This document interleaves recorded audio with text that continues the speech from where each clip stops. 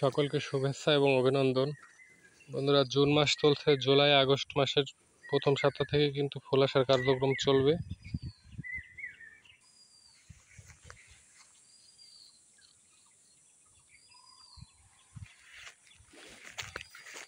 এজন্য যাবতীয় কার্যকারিতা আগেই শেষ করতে হবে। সার, ওষুধ, কীটনাশক, সব ধরনের সবকিছু।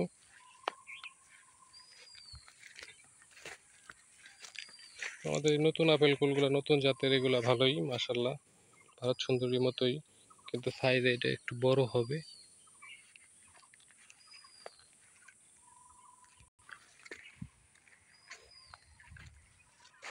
সাথেই থাকবেন বিভিন্ন আপডেটের জন্য।